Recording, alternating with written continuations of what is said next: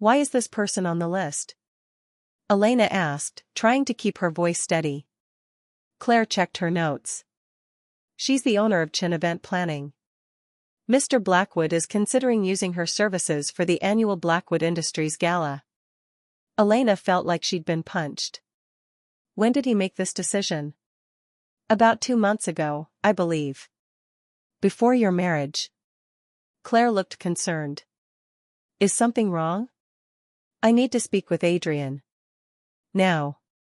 She found him in his office, on a video call with Tokyo. Elena didn't care. She walked right in front of the camera. We need to talk. Adrian's expression darkened at the interruption, but something in her face made him quickly end the call. What's wrong?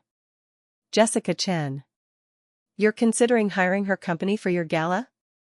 Yes. She came highly recommended, and her prices were competitive. Adrian frowned. Why? Jessica Chen is the woman who destroyed my life. Elena's voice shook with controlled fury. She's the former best friend who stole my fiancé and my business.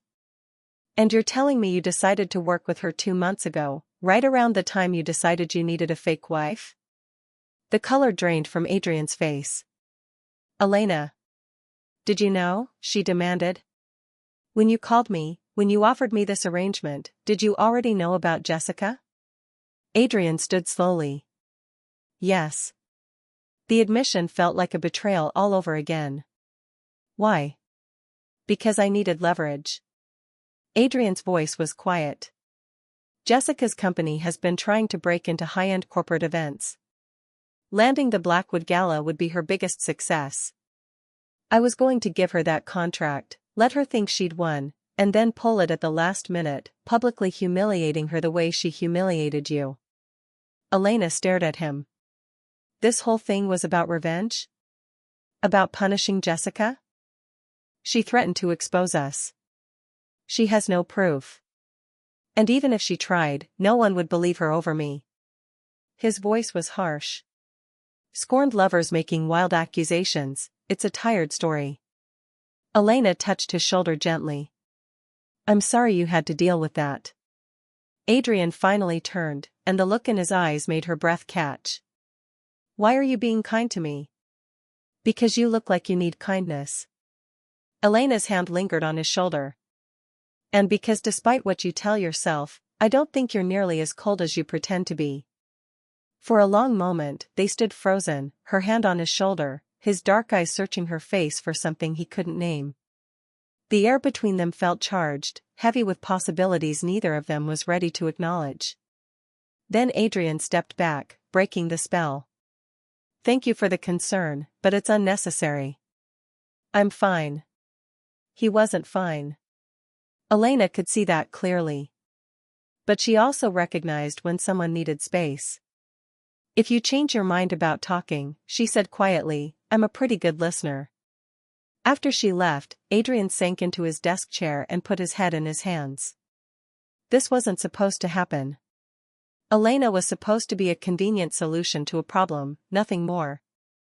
But somehow, over the past weeks, she'd become something else, someone whose opinion mattered, whose presence he looked forward to, whose kindness cracked the walls he'd spent years building. It was dangerous. And it needed to stop. But as he looked up and saw her book sitting on his desk, she'd been reading in his office the night before, keeping him company while he worked late, Adrian couldn't quite convince himself that keeping his distance was what he really wanted. The truth emerges. The revelation came on a rainy Thursday afternoon. Elena was meeting with Claire to go over the guest list for an upcoming dinner party when she noticed a name that made her blood run cold, Jessica Chen. I never promised you anything more. You bastard. I'll tell everyone the truth, that this marriage is fake, that you're just using her. Get out. Now. Elena heard a door slam, then footsteps. A beautiful blonde woman stormed through the penthouse, her face twisted with fury. When she saw Elena, she stopped. You, Cassandra spat. Do you really think he loves you? He's incapable of loving anyone. You're just a means to an end. I know exactly what I am, Elena replied calmly, though her heart raced. The question is, do you? Cassandra's face flushed with rage, but she left without another word. Elena found Adrian standing at his office window, staring out at the city. His shoulders were tense, his hands clenched at his sides. Are you okay? She asked softly. I'm fine. You're not. Elena moved closer. Who was she? Someone I dated briefly before our arrangement. Adrian didn't turn around. I ended it when we got married. Clearly she's having trouble accepting that. Adrian was more than just a ruthless businessman. He donated enormous sums to charities anonymously. He remembered the names of every employee at Blackwood Industries and actually asked about their families. He worked 18-hour days but somehow always made time when she needed to discuss an upcoming event or had questions about his world. You're not what I expected, Elena told him one evening as they shared a rare quiet dinner in the penthouse. What did you expect? Adrian poured her more wine. Someone colder, I think. More calculating. Elena studied his face. But you care about people. Your employees, your charities. Even me, in your own way. Don't mistake professionalism for caring, Adrian said, but his tone lacked conviction. I'm not. Elena set down her glass. I've seen you on the phone with Michael in accounting, asking about his daughter's college applications. I watched you tear apart a supplier contract because the terms would hurt small farmers. You're not as ruthless as you pretend to be. Adrian's expression shifted into something unreadable. Maybe I'm exactly as ruthless as I need to be. People in my position don't succeed by being soft. There's a difference between being soft and being human. Is there? He stood abruptly. I have work to do. Elena watched him retreat to his office, wondering what nerve she'd struck. Adrian kept everyone at a distance, she'd noticed, even people who genuinely cared about him. It was like he'd built walls so high even he couldn't see over them anymore. A week later, those walls began to crack. Elena was working in the library, updating her portfolio and reaching out cautiously to a few contacts from her old life, when she heard raised voices from Adrian's office. One voice was Adrian's. The other was female and furious. You can't actually be married, the woman shrieked. We had plans, Adrian. We had nothing, Adrian's voice was cold. You were fun for a few months, Cassandra, but that's all it was. Elena found herself applying skills she'd developed as an event planner, remembering names, reading social dynamics, knowing when to speak and when to simply smile.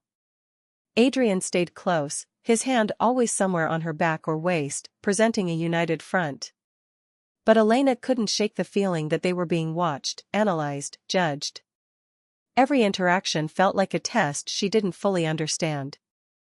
You did well, Adrian told her as they finally escaped to their car hours later. Better than well, actually. You held your own. Your uncle hates you, Elena observed. Richard hates anyone who stands between him and money. Adrian loosened his tie. He's been contesting my grandfather's will from the moment it was read. This marriage is his worst nightmare. Because it means you win. Exactly. Adrian's eyes met hers in the dim car interior. Which is why we can't give him any reason to question the legitimacy of our relationship. Elena thought about the weight of Adrian's arm around her waist, the way he'd looked at her like she was actually precious to him. It had all been an act, but it had felt disturbingly real. I won't let you down, she promised. I know. His expression softened slightly. You were remarkable tonight, Elena. Natural and genuine in a room full of people who've forgotten how to be either. The compliment warmed her more than it should have. This was business, she reminded herself. Nothing more. But as they rode the elevator up to the penthouse, Elena couldn't quite convince herself that the line between pretense and reality was as clear as it should be. Unexpected chemistry. Over the next 3 weeks, Elena settled into her new life with surprising ease. Days were spent working with Claire to understand Adrian's schedule and social obligations. Evenings often involved functions where she played the role of devoted wife, dinners with business associates, gallery openings, charity events. Through it all, she learned that. "Mother, stop interrogating the poor girl." The woman extended her hand to Elena. "I'm Victoria Pemberton. Welcome to the circus." There was something genuine in Victoria's smile that put Elena at ease. "Thank you. It's certainly overwhelming." "You have no idea," Victoria said with a laugh. "But don't worry, Adrian's presence alone keeps most of the sharks at bay. People are terrified of him." "Not all of us," came a smooth voice from behind them. Elena turned to find a man approaching, perhaps 40, with the kind of polished good looks that came from expensive grooming rather than natural gifts. But his eyes were cold as they assessed her. "Uncle Richard," Adrian said, and Elena felt his arm tighten around her waist. "I didn't expect to see you here." "Wouldn't miss it." Richard's smile didn't reach his eyes. "I wanted to meet your mysterious bride." "You work fast, Adrian. Just a few months ago, you were telling the board you had no interest in marriage." "I met someone who changed my mind," Adrian said easily. "It happens." "Does it?" Richard's gaze focused on Elena. "You must be quite special, my dear, to have captured the attention of a man who's broken more hearts than I can count." Elena felt the tension radiating from Adrian's body. This man wasn't just family, he was the uncle who would inherit Blackwood Industries if Adrian's marriage proved false. "I don't believe in capturing anyone," Elena said clearly. "Adrian and I are partners. We chose each other freely." Something flickered in Richard's eyes, calculation, maybe, or suspicion. "How modern." "I look forward to getting to know you better, Elena. Family dinners can be so enlightening." As Richard walked away, Victoria whistled softly. "Well played. Richard's been circling like a vulture since your grandfather's death, Adrian. This must have really thrown him." "That was the point," Adrian said quietly. The rest of the evening became a blur of introductions and careful conversations. Elena took a deep breath. "As ready as I'll ever be." The charity gala was held at the Grand Metropolitan Hotel, a gilded palace of old money and older traditions. As their car pulled up to the entrance, Elena saw a line of luxury vehicles and camera flashes from photographers hoping to catch arriving celebrities. "Remember," Adrian said quietly as their driver opened the door. "You belong here. Anyone who suggests otherwise is simply jealous." He stepped out first, then extended his hand to help her. The moment Elena's feet touched the red carpet, cameras began flashing. She heard someone shout, "Mr. Blackwood. Is this your wife?" Adrian's arm wrapped around her waist, pulling her close. "Gentlemen, ladies, may I introduce my wife, Elena Blackwood." The announcement sent the photographers into a frenzy. Elena kept her expression serene, the way she'd practiced in front of the mirror, and let Adrian guide her into the hotel. "That wasn't so bad," she whispered once they were inside. "That was the easy part," Adrian replied. "Now comes the real test." The ballroom was spectacular, crystal chandeliers, marble floors, and hundreds of people dressed in designer clothes and expensive jewelry. Elena felt every eye turn toward them as they entered. "Adrian." A silver-haired woman in purple glided over, her eyes sharp with curiosity. "I heard rumors you'd gotten married, but I didn't believe them. You've been so adamant about remaining single." "Mrs. Pemberton." Adrian's smile was polite but cool. "Things change. May I introduce my wife, Elena?" Mrs. Pemberton's gaze raked over Elena like she was appraising a piece of furniture. "Charming. And where are you from, dear? I don't recognize your family name." "I'm from here in the city," Elena replied smoothly. "Though I suspect we don't move in the same circles. I actually work for a living." Several people nearby chuckled, and Mrs. Pemberton's eyes narrowed. But before she could respond, a younger woman appeared at her elbow. "We'll need to maintain physical contact." Nothing inappropriate, but couples touch each other, a hand on the back, holding hands, that sort of thing. Are you comfortable with that? Elena thought about Marcus, about how she'd flinched away from human touch since the betrayal. But this was different. This was business, not emotion. I can handle it, she said. Good. Adrian's eyes held hers for a moment longer than necessary. Get some rest. Tomorrow night will be intense. As Elena lay in her enormous bed that night, staring at the ceiling, she wondered what she'd really agreed to. Adrian Blackwood was nothing like Marcus. There was a darkness behind his eyes, a carefully controlled intensity that suggested he was capable of things she couldn't imagine. But he'd also thrown her a lifeline when she was drowning. And for that, she'd play her part perfectly. Even if she didn't fully understand what game they were really playing. The city glittered outside her window like scattered diamonds. Somewhere out there, Marcus and Jessica were probably celebrating their victory, completely unaware that Elena had just been handed the tools for a comeback they'd never see coming. She smiled in the darkness. Maybe this arrangement was exactly what she needed, not just to survive, but to rebuild herself into someone stronger than before. Someone who would never let herself be destroyed again.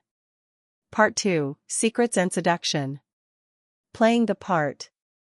The black dress Adrian's stylist had chosen for Elena fit like it had been designed specifically for her body. It probably had been. She'd endured 3 hours of measurements the day before. The fabric skimmed her curves in a way that was elegant rather than provocative, and the diamond necklace Adrian had casually handed her before they left probably cost more than her old apartment. Ready? Adrian asked, looking devastatingly handsome in his tuxedo. The penthouse had 3 bedroom suites, hers, Adrian's, and a guest room. There was also a professional kitchen, a formal dining room, a library filled with books, a home gym, and an office where Adrian apparently spent most of his time. She found him there that evening, sitting behind a massive desk, his attention focused on multiple computer screens displaying financial data she didn't understand. I wanted to thank you, Elena said from the doorway. For the clothes and everything. Adrian looked up, and for a moment, his expression was unreadable. We have our first public appearance tomorrow night. A charity gala. I need you to look the part. What should I know? About your world, I mean. About how to act. He gestured for her to come in and sit down. The key is confidence. These people can smell uncertainty like sharks smell blood. Never apologize, never explain, and never let them see you're uncomfortable. That's it? Just act confident? And remember that most of them are miserable behind their perfect facades. They'll try to make you feel inferior because it's the only thing that makes them feel better about their own empty lives. Adrian's voice held an edge of cynicism that surprised her. Don't give them the satisfaction. Elena studied his face. You really don't like your own social circle, do you? I tolerate them because business requires it. But no, I don't particularly enjoy spending time with people whose greatest accomplishment is being born wealthy. He closed his laptop. We should discuss our story, how we met, when we fell in love, all the details people will ask about. They spent the next 2 hours creating their fictional romance. They'd met at a charity event 6 months ago, been immediately drawn to each other, and had a whirlwind courtship before eloping last week. It was simple enough to remember and explained why no one had heard about their relationship before. One more thing, Adrian said as Elena stood to leave. At these events, they'll smile at you while plotting your downfall. And if they discover our arrangement is fake, the scandal could damage both of us. Elena thought about Jessica's smug face, about Marcus's cowardice, about everything she'd lost. I'm tougher than I look. I believe you are. Adrian stood and extended his hand. So, Miss Martinez, do we have a deal? Elena looked at his outstretched hand, at the contract that promised her freedom from financial ruin, at the chance to rebuild her life on her own terms. It was crazy. Risky. Potentially disastrous. She shook his hand. We have a deal. His grip was firm and warm. "Welcome to your new life, Mrs. Blackwood." First glimpse of his world. Elena moved into the penthouse 3 days later. Adrian's assistant, a sharp-eyed woman named Claire, had coordinated everything with military efficiency. By the time Elena arrived with her few boxes of belongings, an entirely new wardrobe was already hanging in her bedroom closet, designer clothes in her exact size, shoes that probably cost more than her car, and jewelry that looked like it belonged in a museum. "Mr. Blackwood asked me to ensure you had everything appropriate for your new role," Claire explained, showing Elena around the bedroom suite that was now hers. "If anything doesn't fit or isn't to your taste, just let me know and I'll have it replaced." The suite was larger than Elena's entire old apartment. A massive bedroom with a king-sized bed dressed in silk sheets, a sitting area with comfortable chairs and a fireplace, a bathroom with a soaking tub and a shower big enough for 4 people, and a walk-in closet that currently held more expensive clothes than she'd owned in her entire life. "This is overwhelming," Elena admitted. Claire's expression softened slightly. "It gets easier. Mr. Blackwood may seem intimidating, but he's fair. Follow the terms of your agreement and everything will be fine." After Claire left, Elena explored her new home. Cousin's cramped apartment, her ruined business, and the satisfaction on Jessica's face, something hard and determined settled in her chest. What exactly would this arrangement entail? Dangerous agreement. Adrian pulled out a leather folder and handed it to her. Inside was a contract, already drawn up by lawyers, waiting only for her signature. "You would move into this penthouse," he explained as she read. "We would present ourselves as a married couple to the public, attending social functions, business dinners, family gatherings. You would have your own bedroom suite and complete privacy. We would maintain appropriate boundaries while presenting a convincing public facade." Elena scanned the financial terms and felt her breath catch. This is a lot of money. $50,000 per month, all expenses covered, and a final payment of $2 million when our arrangement concludes. Adrian's voice was matter-of-fact, as if he was discussing the cost of groceries rather than life-changing amounts of money. "In return, I expect complete discretion and your full cooperation in maintaining the illusion." "And after 6 months? We divorce quietly. You take your settlement and rebuild your life however you choose. I gain permanent control of my company. We both get what we need." Elena looked up from the contract. "This seems too good to be true. What's the catch?" For the first time, Adrian's expression flickered with something that might have been respect. "The catch is that my world isn't easy. The social circles I move in are full of people looking for weakness, for scandal. They'll scrutinize everything about you, your clothes, your words, your background. Some will try to befriend you to get closer to my money. Others will try to destroy you simply because they can. I've dealt with difficult people before. Not like these." Adrian's eyes met hers directly. "These people have more money than small countries and fewer morals than criminals." "Not someone who's lost everything through no fault of her own," Adrian interrupted smoothly. "Someone intelligent, poised, and capable who deserves a second chance. Someone who needs what I'm offering as much as I need what you can provide." Elena slowly sat back down. "How do you know about what happened to me?" "I make it my business to know things."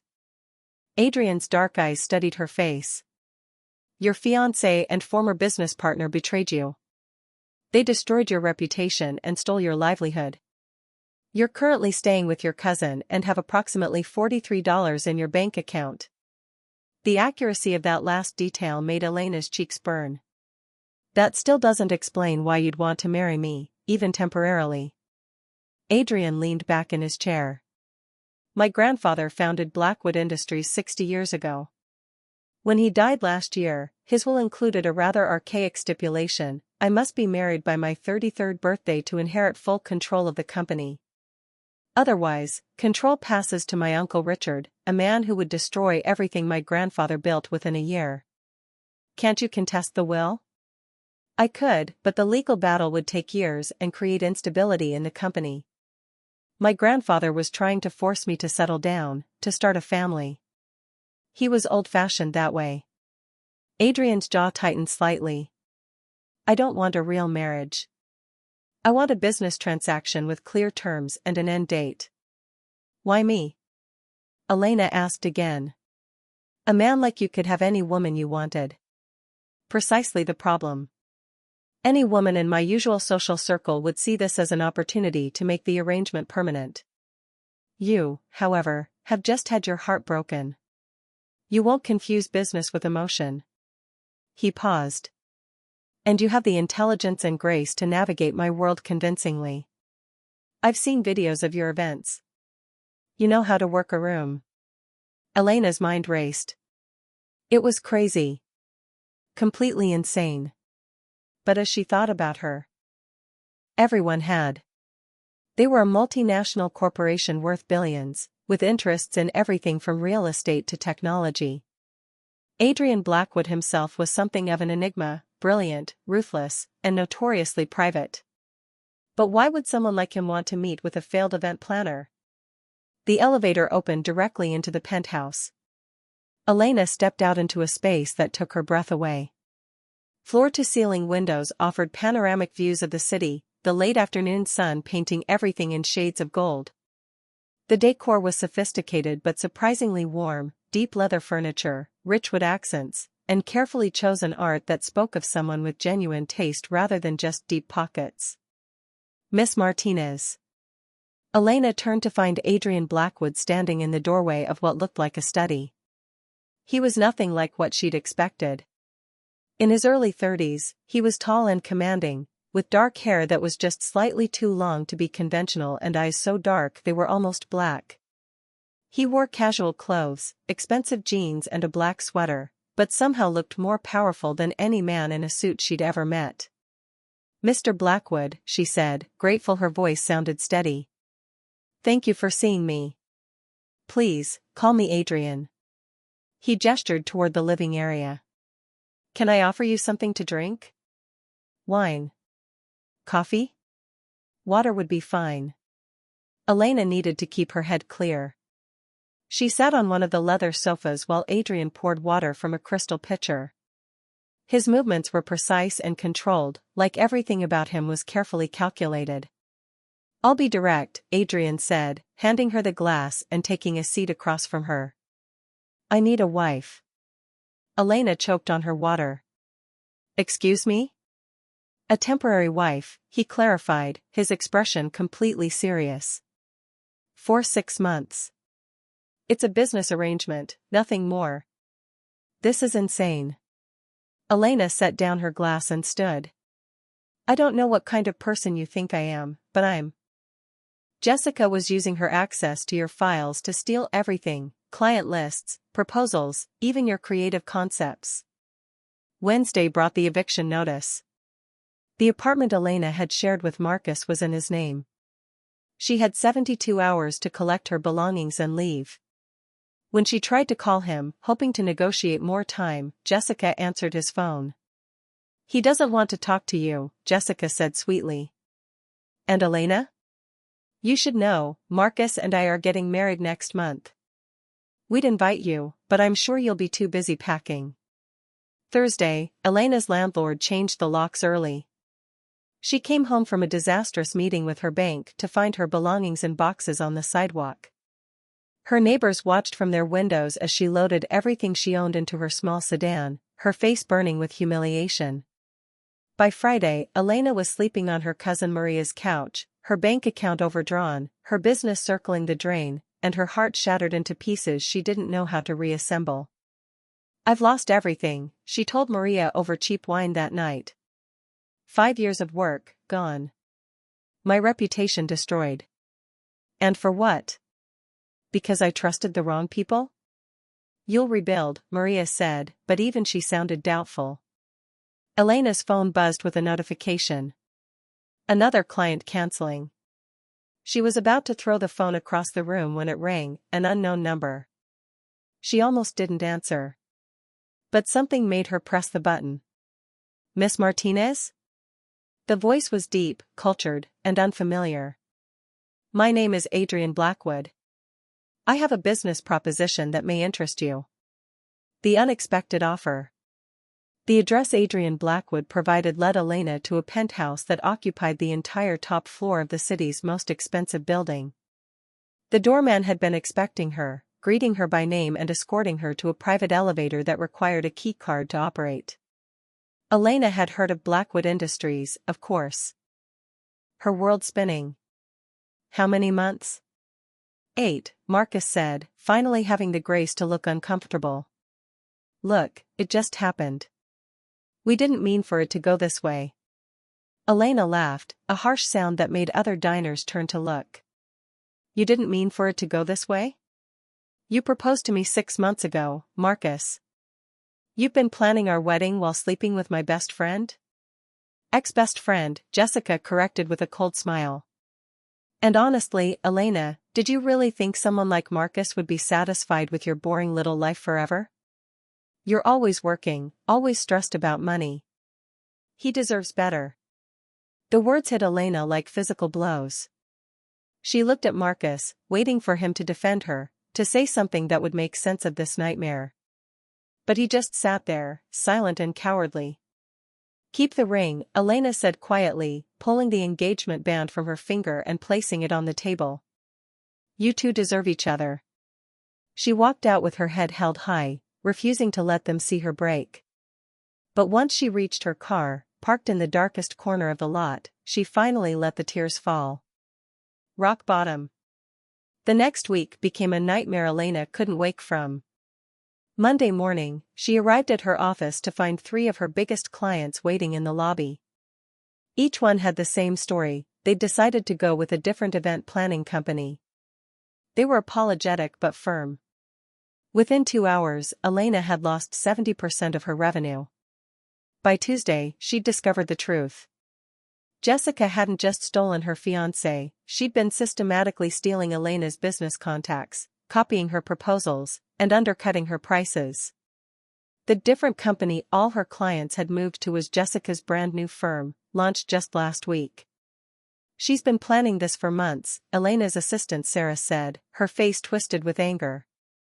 I found emails on the shared server. A perfect life shattered. Elena Martinez smoothed down her emerald silk dress and checked her reflection one final time. Tonight was supposed to be perfect. Her event planning company had just landed its biggest client, and her fiancé Marcus had promised a special celebration dinner. At 28, she finally felt like everything was falling into place. The restaurant was one of the most exclusive in the city, the kind of place where reservations required weeks of advance notice. Elena arrived early, her heart light with anticipation. She'd worked so hard to build her business from nothing, and Marcus had been there supporting her every step of the way. Or so she thought. I'm meeting Marcus Chen, she told the hostess, who gave her an odd look before leading her through the dining room. That's when Elena's perfect world crumbled. There, at the corner table she'd expected to share with her fiancé, sat Marcus. But he wasn't alone. His arms were wrapped around Jessica, Elena's best friend since college, the same woman who'd helped her start her business, who'd been chosen as her maid of honor. They were kissing passionately, completely oblivious to everything around them. Elena's legs felt like they might give out beneath her. The hostess touched her arm sympathetically, clearly having known what Elena would find. The folder of celebration plans slipped from Elena's fingers, scattering papers across the polished floor. The sound made Marcus look up. His face went pale, but Jessica's expression was something far worse, satisfaction mixed with barely concealed triumph. Elena, Marcus started, not even having the decency to look ashamed. We need to talk. Talk? Elena's voice came out as a whisper. You want to talk? While you're sitting there with my best friend? Jessica stood up, her designer dress gleaming in the candlelight. Elena, don't make a scene. You had to know this was coming. Marcus and I are in love. We've been in love for months. Months? Elena felt.